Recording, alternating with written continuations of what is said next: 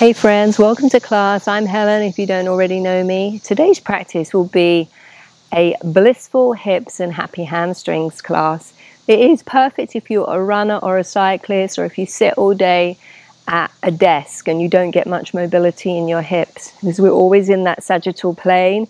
Rarely do we get the coronal or the transverse with our hips if we do cycling, running, or sitting around a lot.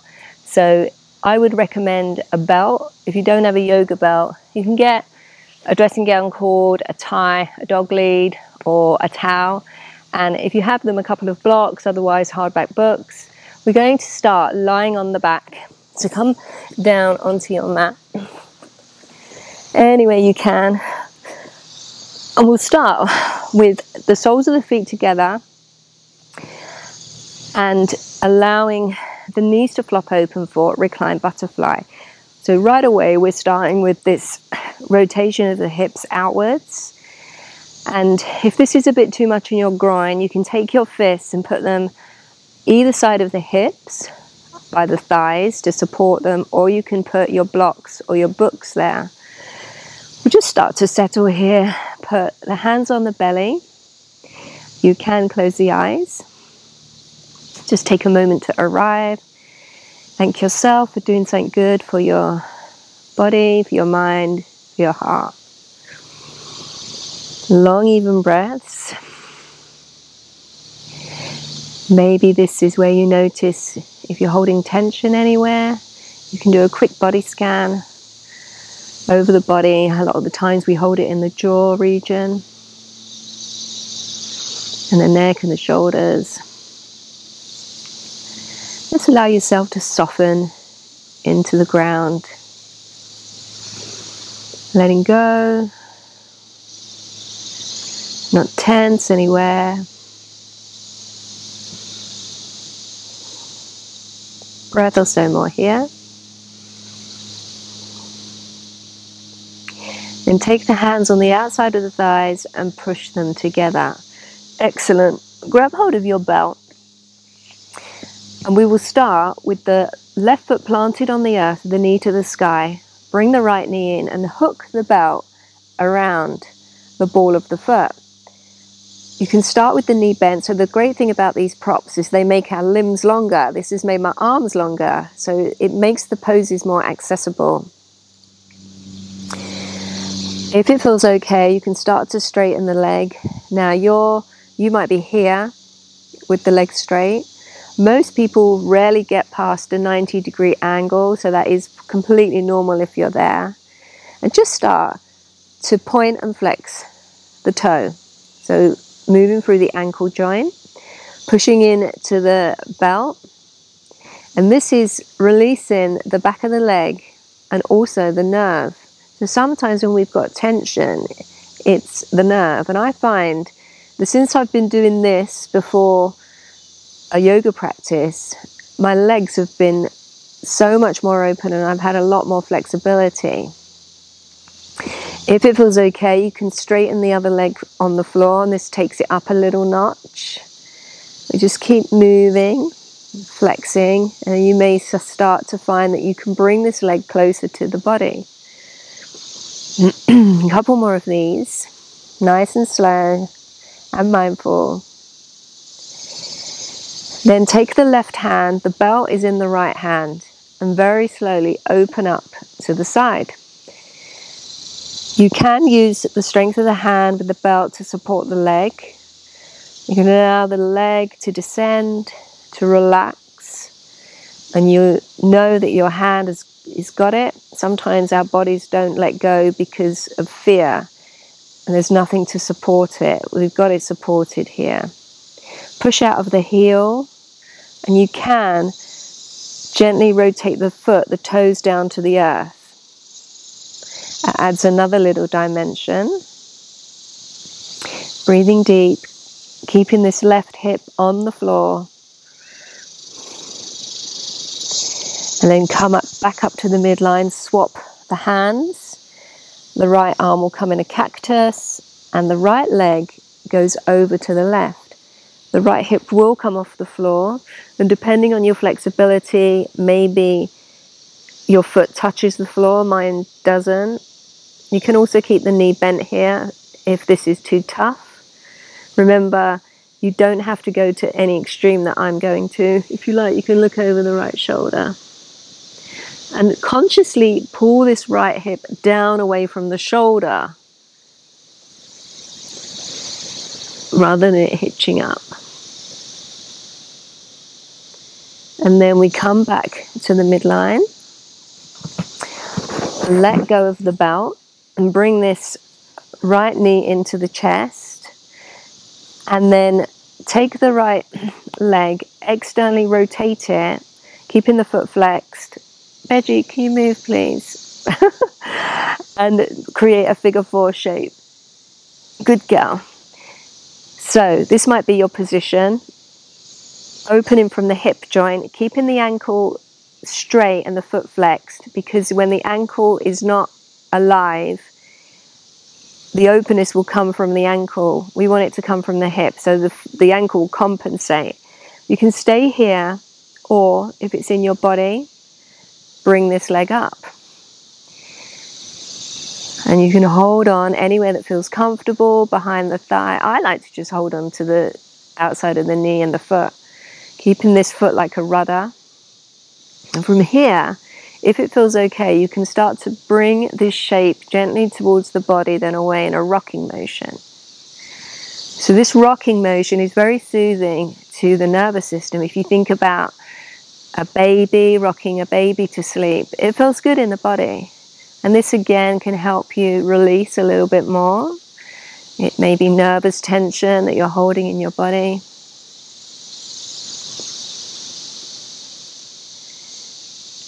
And then come to settle, and maybe settle at the end of your range of motion. So you can use the hands to help a little bit. Just breathe in deep.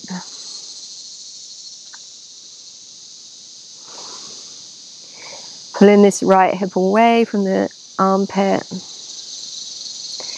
And then release down. Wonderful. Bring the knees, the feet rather, as wide as the mat, and allow the knees to knot together for constructive rest before we go to the other side.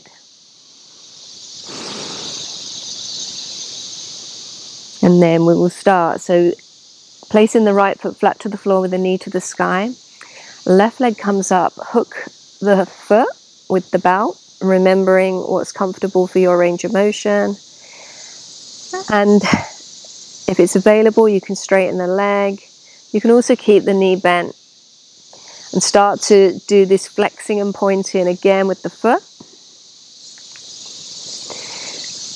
Paying attention to the back of the leg, the back of the knee.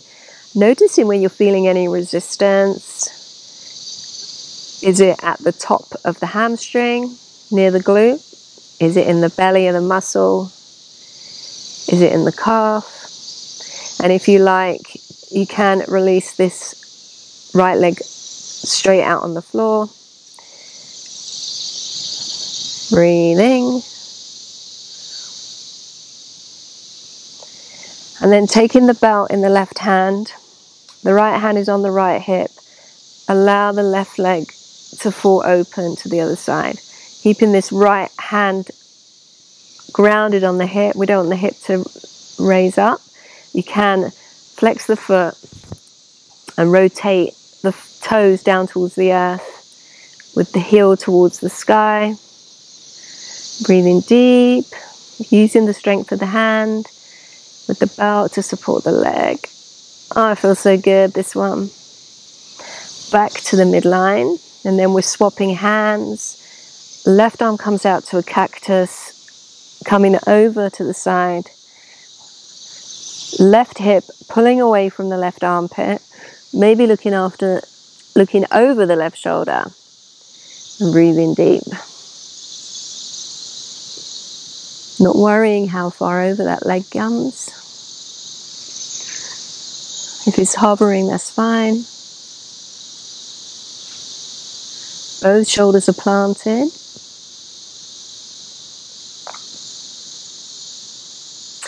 Then return to the midline. Let go of the belt.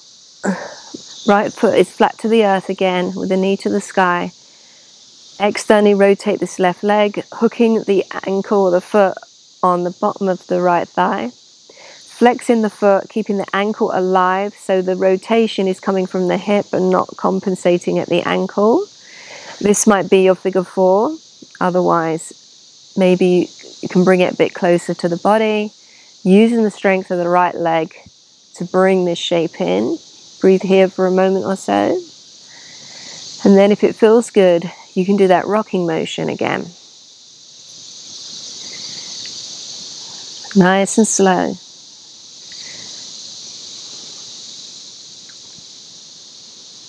How does it feel?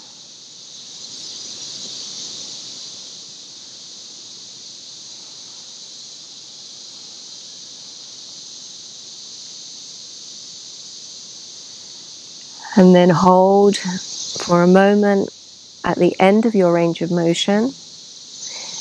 You can use the hands to help you. Just remember, you don't want any pain, but it's nice to feel a challenge.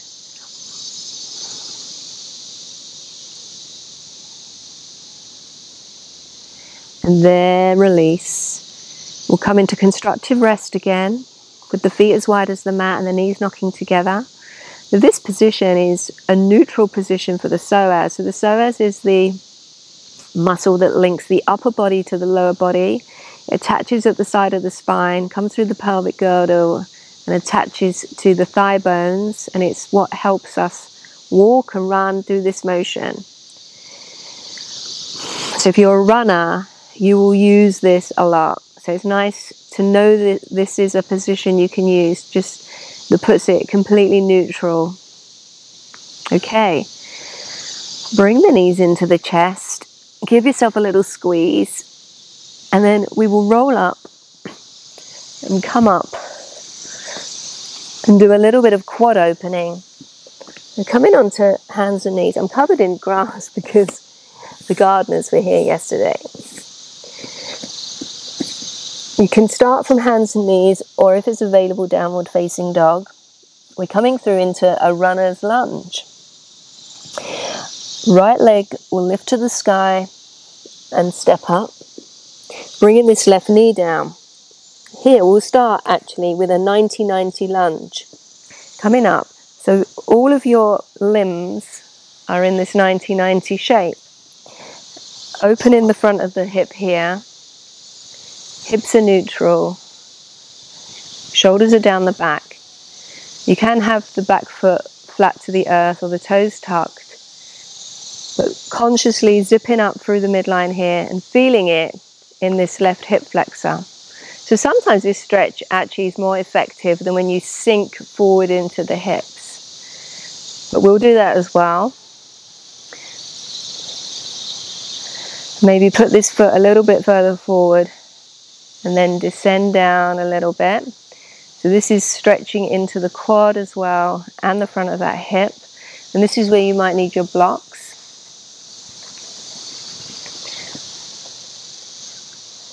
We'll work on some hamstring slides. So the blocks can be a level that's good for you.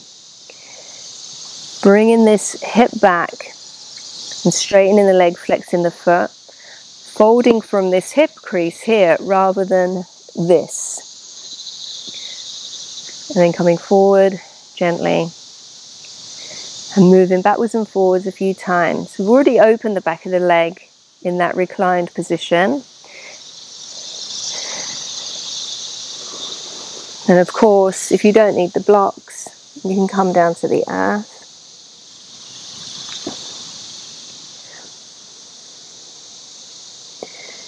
Few of these.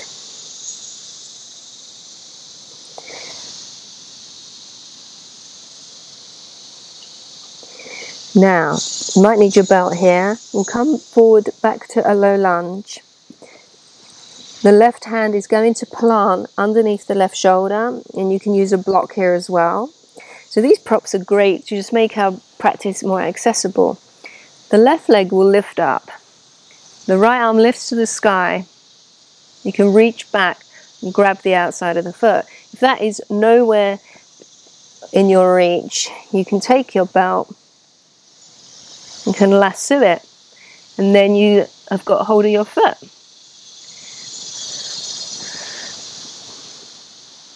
If you're very flexible, tie myself up in a few knots here, you may hold this, your hand might be on the floor, or your elbow can come down. Oh my God, I'm on a slope. I'm going to fall over. So opening in this twist. I love this posture. I don't know what it's called, but it feels good. And then release. Gently come back up. Bring this leg down. Come back into downward facing dog briefly. And we'll do the other side. Left leg to the sky. Left foot steps up. And we'll start with this 90-90 lunge. So the back toes can be tucked or flat. You're going straight down from this hip joint here, getting into this thigh. Shoulders are back, down the back. Chin is parallel to the earth. Tall posture. Breathing here. So really putting your mind into this psoas. Deep breathing. And then we step forward a little bit. And we'll come into this low lunge.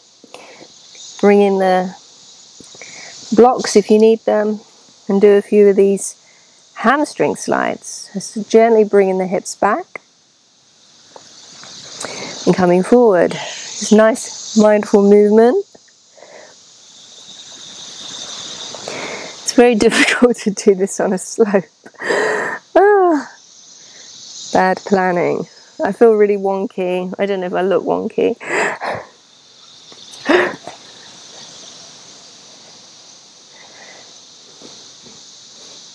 Remember folding at the hip crease.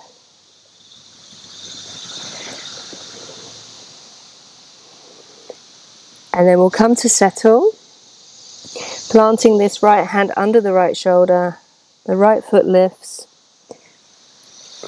Open up to the side, and then maybe reaching the foot with the hand or with the belt.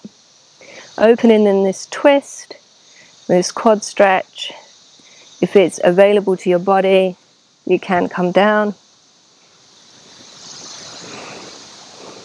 Deep breaths. Not being attached to any one of these versions.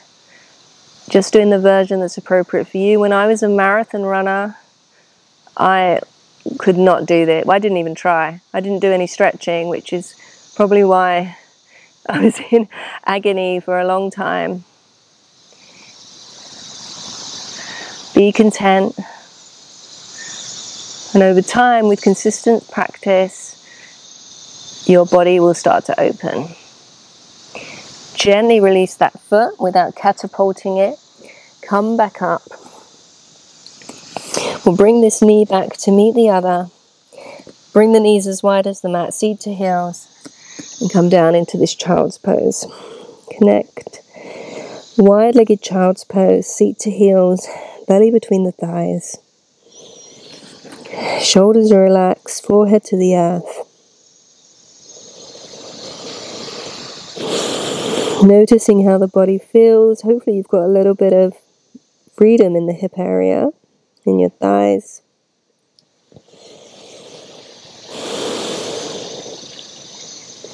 And then when you're ready, slowly come up. That was a little sequence for the hamstrings and the hips.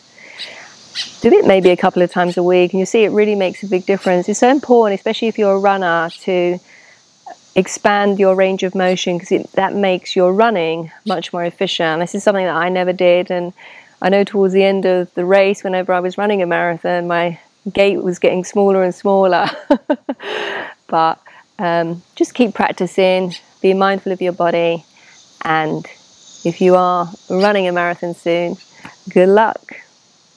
Thank you for practicing with me. If you're interested and you haven't done so already, don't forget to download my secret podcast, which is mindset, mobility, motivation, and joint health for women over 50. There's lots of great information. It's 9 episodes. They're all about 10 to 20 minutes long, and you have to subscribe to it. You can't just find it on Apple Podcasts.